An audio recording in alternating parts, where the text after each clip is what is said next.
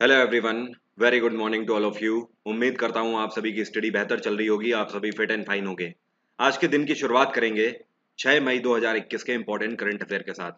PDF का link video के description box में है, आप डाउनलोड कर सकते हैं। और ऐसे स्टूडेंट जिन्होंने अभी तक टेलीग्राम चैनल नहीं ज्वाइन किया है तो टेलीग्राम का लिंक भी वीडियो के डिस्क्रिप्शन में ही आपको मिल जाएगा, आप वहां से टेलीग्राम भी ज्वाइन कर सकते हैं। ध्यान रहे, जितनी भी मेरी फ्री क्लासेस होती हैं वो सब मैं टेलीग्राम पर ही शेयर करता हूँ, इसलिए एश्योर कर लीजिए कि टेलीग्राम आपने ज्वाइन जरूर किया हो। चलिए स्टार्ट करते हैं आज के करंट अफेयर। हर एक क्वेश्चन आपके लिए इंपॉर्टेंट है, वीडियो को लास्ट तक देखिएगा। पहला क्वेश्चन है, which organisation approved applications of telecom service providers for 5G trials. Bharat में पहले ही 5G आने की बात चल रही है, आप सभी को पता है। पिछले 1.5 साल से अभी तक भारत में 4G चल रहा है। तो 5G को लाने के लिए टेलीकॉम सर्विस प्रोवाइडर जैसे कि वोडाफोन हो गया, आइडिया हो गया या फिर जियो हो गया, इस तरीके के जितने भी सर्विस प्रोवाइडर्स हैं टेलीकॉम सेक्टर में, इन सभी ने इंडियन गवर्नमेंट के सामने अपील करी हुई थी। फाइनली ये अप्रूवल दे दिया गया है ministry of information and broadcasting की भी तरफ से। और अगर इनमें से बात करी जाए तो आपको ध्यान रखना है, रिजर्व बैंक ऑफ इंडिया ने भी फाइनल अप्रूवल दे दिया है इन सभी टीएसपीज को कि आप भारत में अब 5G ट्रायल्स कर सकते हो।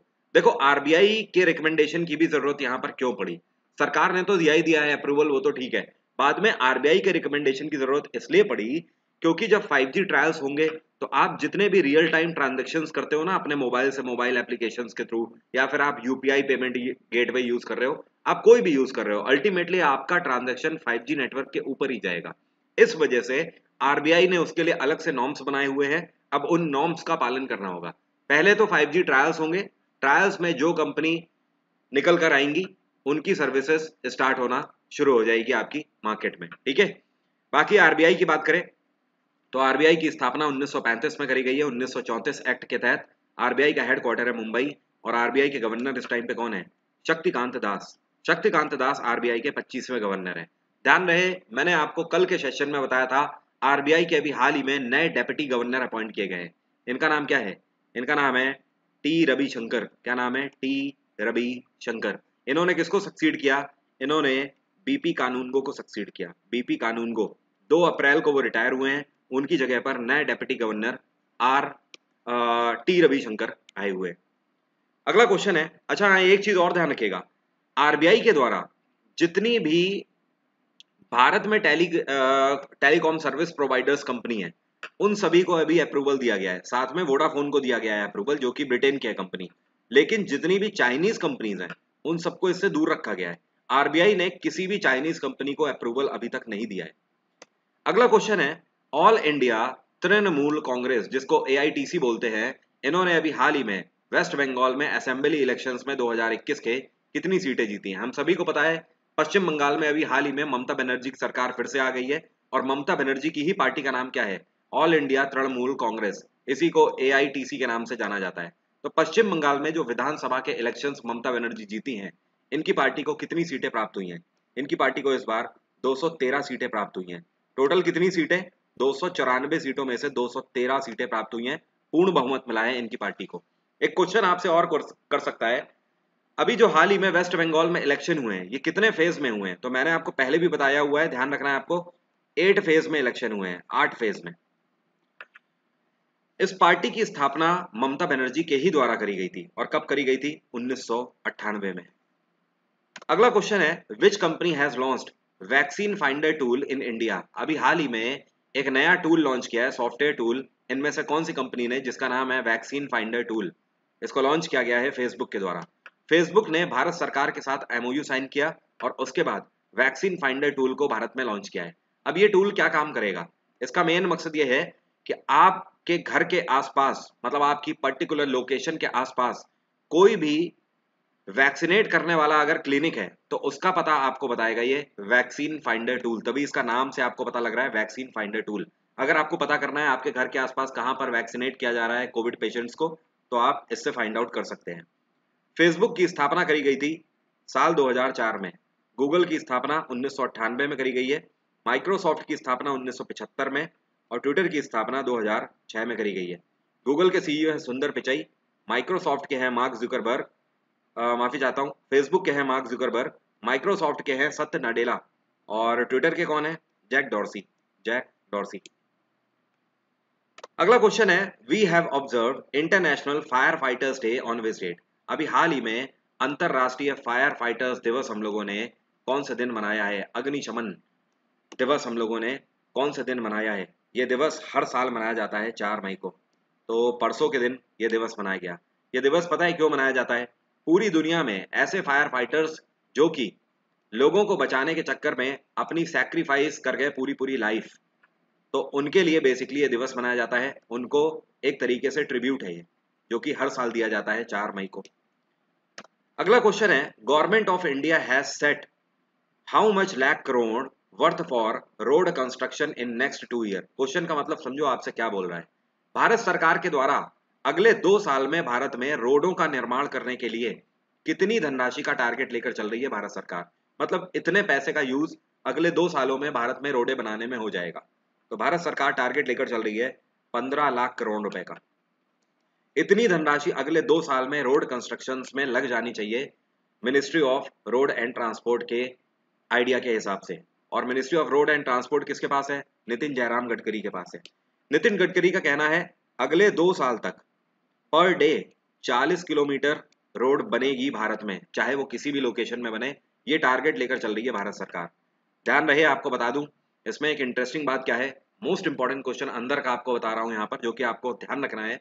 आपसे क्वेश्चन ये भी पूछ सकता है कि रोड कंस्ट्रक्शंस में भारत सरकार की तरफ से कितना एफडीआई अलाउ किया गया है? एफडीआई का मतलब समझ रहे हो? Foreign direct investment. 100% एफडीआई इसमें अलाउ किया गया है। फॉरेन डायरेक्ट इन्वेस्टमेंट का मतलब ये होता है जब हम किसी भी फॉरेन कंपनी को, बाहरी कंपनी को अपने मार्केट में आमंत्रित करते हैं पैसा इन्वेस्ट करने के लिए, ठीक है, दैट इज कॉल्ड एफडीआई। वो जो पैसा हमारे बाजार में लगाते हैं इन्वेस्टमेंट के तौर पर, वो पैसा एफडीआई में कैलकुलेट किया जाता है। तो कहने का मतलब ये है कि ये जो रोड कंस्ट्रक्शन हो रहा है इसमें लगने वाला ये जो पैसा है, इतने अमाउंट तक बाहर की कोई भी कंपनी हमारे देश में इन्वेस्ट कर सकती है, ठीक है। और भारत सरकार जाहिर सी बात है उसको शेयर देंगे। शेयर किससे देंगे? रोड से जो भी भारत सरकार को टैक्स के रूप में मिलेगा उससे वो एफडीआई कंपनीज को शेयर भी देंगे, क्योंकि जाहिर सी बात है एफडीआई टू वे होता है। जब कोई इन्वेस्ट कर रहा है तो उसे रिवर्स में भी तो कुछ चाहिए ना।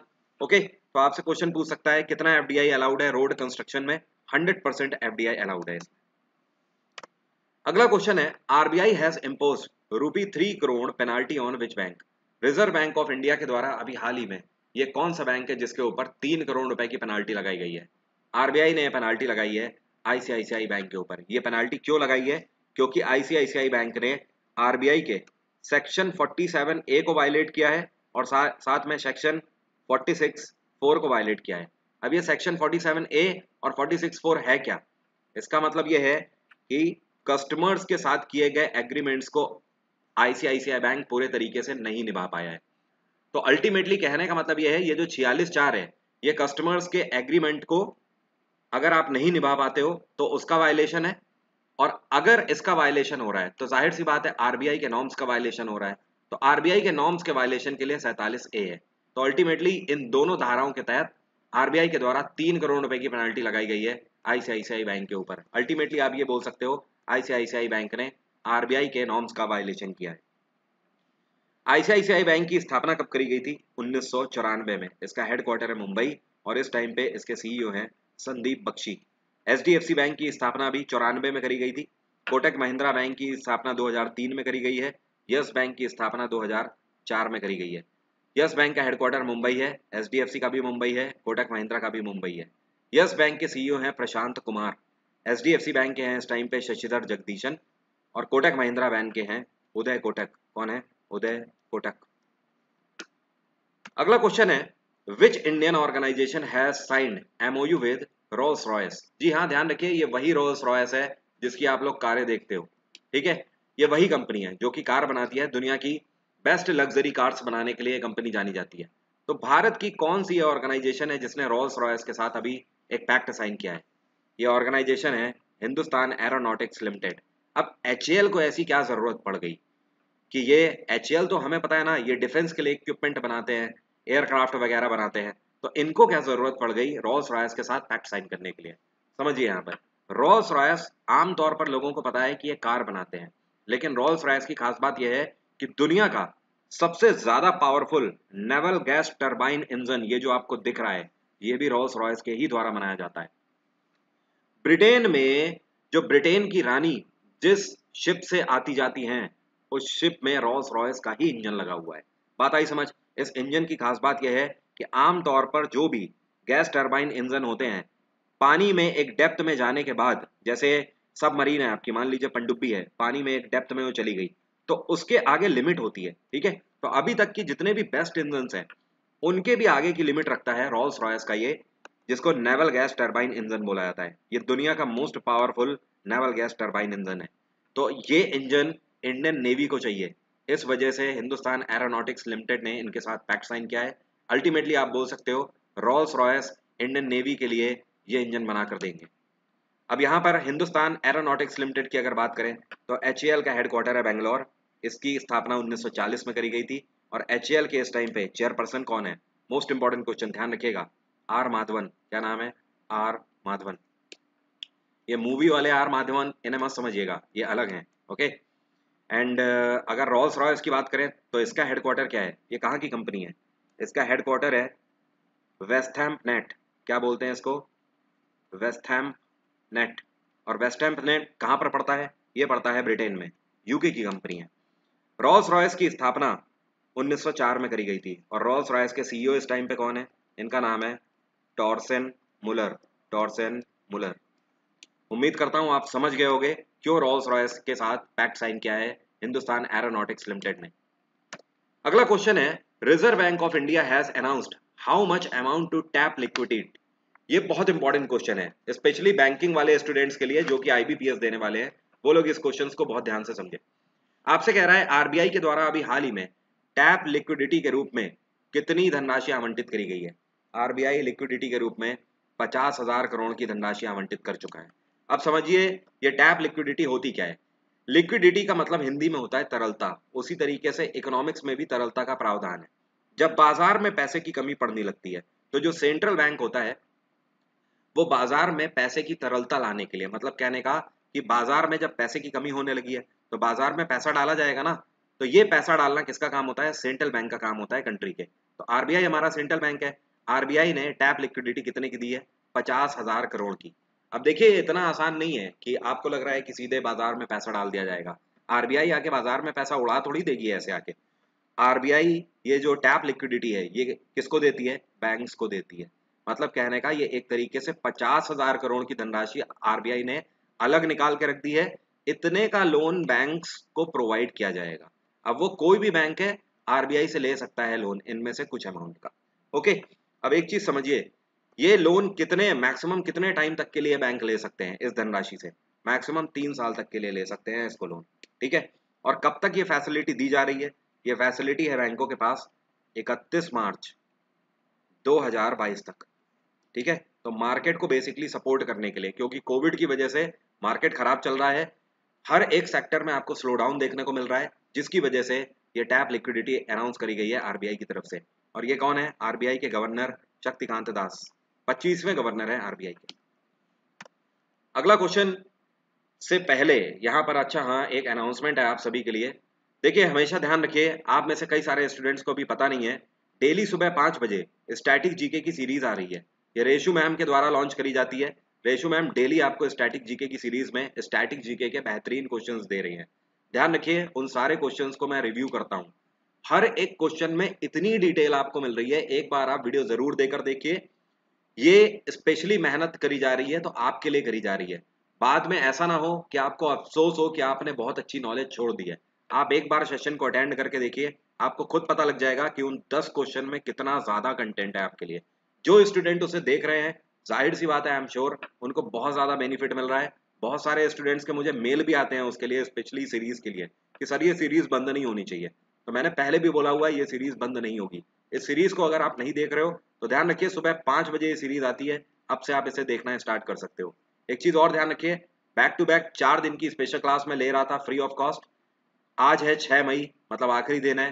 दोपहर में 3 बजे फिर से स्पेशल क्लास होगी जिसमें करंट अफेयर हम लोग डिस्कस करेंगे जनवरी फरवरी मार्च के। तो दोपहर में 3 बजे अनअकैडमी स्पेशल क्लास में मिलना ना भूलें। इस क्लास का लिंक वीडियो के डिस्क्रिप्शन बॉक्स में दिया हुआ है। आप वहां से देख सकते हो। क्लास का अनलॉक कोड है 11777। इस क्लास को कोई भी ज्वाइन कर सकता है और फुल जीएसजीके का कोर्स स्टार्ट होने में केवल 2 दिन बचे हुए हैं। डिस्काउंट कोड है 17777 अन अकेडमी प्लस पे। ये पेड कोर्स है, आप ज्वाइन कर सकते हो। इस कोर्स में मैं history, polity, geography, science, eco सब कुछ आपका कवर कर रहा हूँ। तो ध्यान रखिए 7 मई 2021 को मेरी आपसे मुलाकात होगी, मतलब कल के दिन मेरी आपसे मुलाकात होगी दोपहर में 3 बजे। डेली 3 से 4:30 ये क्लास हुआ करेगी। अगला क्वेश्चन है, we have observed world hand hygiene day on which date. World hand hygiene day हम लोगों ने कब मनाया? ये दिवस हर साल सैनिटाइजेशन के लिए मनाया जाता है। कौन सा दिन? 5 मई को, कल के दिन इसको मनाया गया कि हमें साफ सफाई का ख्याल रखना चाहिए, जो कि बीमारियों को दूर रखने में मदद करता है। अगला क्वेश्चन बहुत इंपॉर्टेंट है आज का।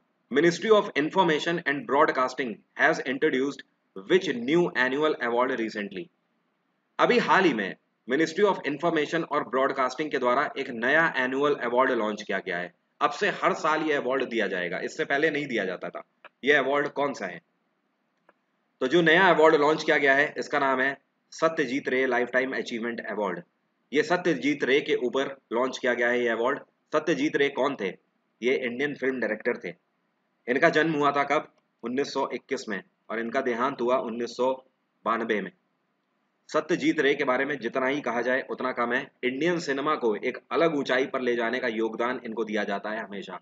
आप इनकी उपलब्धियों से ही जान जाओगे। मैं आपको बताता हूँ, इनको भारत रत्न से सम्मानित किया जा चुका है। तो ये भारत रत्न है, इस वजह से इनके नाम पर सत्यजीत रे लाइफ टाइम अचीवमेंट अवार्ड अब से सरकार के द्वारा लॉन्च किया गया है। ये अवार्ड उनको दिया जाएगा जिन्होंने सिनेमा में उत्कृष्ट कार्य किया होगा। सत्यजीत रे कहाँ से बिलोंग करते थे? कोलकाता से बिलोंग करते थे। आपको पता है सत्यजीत रे लाइफ टाइम अचीवमेंट अवार्ड के साथ कितने रुपए की धनराशि दी जाएगी? रिवॉर्ड कितने का मिलेगा? 10 लाख रुपए का रिवॉर्ड मिलेगा। मतलब जिस व्यक्ति ने भी ये अवार्ड जीता उसको साथ में 10 लाख रुपए की धनराशि भारत सरकार की तरफ से दी जाएगी। अगला क्वेश्चन है, in which country around 40 tons fishes has been died first time ever in the world. दुनिया में पहली बार ऐसा हुआ है कि इतनी मछलियां एक साथ मर गई। ये कौन सा देश है जहां पर 40 टन मछलियां एक साथ मर गई? ये देश है लेबनान। बड़े ही दुख की बात है, लेबनान की सबसे बड़ी नदी जिसका नाम है लिटानी रिवर, क्या बोलते हैं इसको? लिटानी रिवर। लिटानी रिवर में एक आर्टिफिशियल लेक है जिसका नाम है काराओ लेक। क्या बोलते हैं? काराओ लेक। तो यहाँ पर सीवेज का वाटर जा रहा था, सीवर का पानी जा रहा था, जिसकी वजह से हालत खराब होती चली गई। किसी ने इसका ध्यान नहीं दिया और धीमे धीमे अचानक से डिजास्टर देखने को मिला। यहाँ पर करीब 40 टन मछलियां एक साथ मरी हुई पाई गई।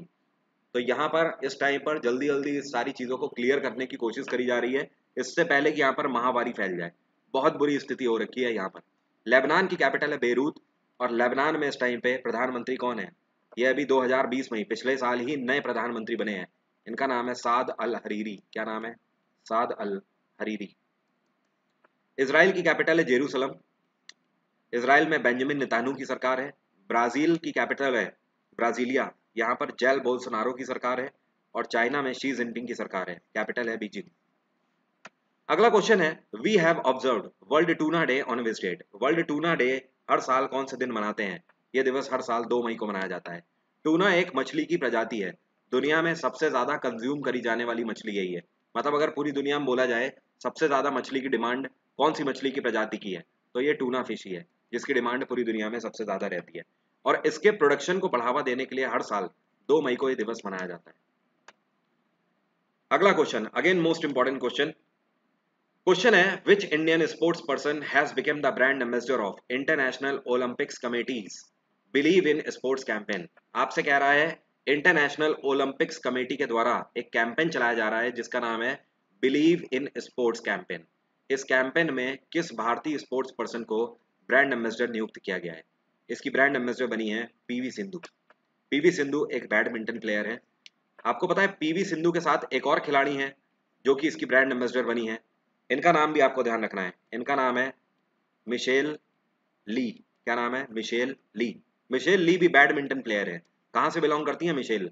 मिशेल कैनेडियन प्लेयर है, कनाडा से बिलोंग करती है। तो मिशेल ली और साथ में पीवी सिंधु दोनों ब्रांड एम्बेसडर बनी है ओलंपिक्स कमेटी के बिलीव इन स्पोर्ट्स कैंपेन में। इंटरनेशनल ओलंपिक्स कमेटी की अगर बात करें तो इसका हेडक्वार्टर क्या है? इसका हेडक्वार्टर है लाउसेन। लाउसेन पड़ता है स्विट्जरलैंड में। इंटरनेशनल ओलंपिक्स कमेटी की स्थापना 1894 में करी गई थी। और इसके प्रेसिडेंट इस टाइम पे कौन है? इनका नाम है थॉमस बैच। Thomas batch. और पीवी सिंधु कहाँ से बिलोंग करती हैं? पीवी सिंधु हैदराबाद से बिलोंग करती हैं। पीवी सिंधु को पद्म भूषण, पद्मश्री, इन दोनों से तो सम्मानित किया ही गया है, साथ में खेल के सर्वोच्च सम्मान राजीव गांधी खेल रत्न अवार्ड से भी सम्मानित किया जा चुका है। तो आज की बात यहीं तक रहेगी। उम्मीद करता हूं सभी क्वेश्चन आपको क्लियर हो गए होंगे। फर्दर कोई भी डाउट है तो आप मुझसे कमेंट बॉक्स में पूछ सकते हो। Thank you so much. Have a nice day. Take care. Bye bye. आपका दिन मंगलमय हो।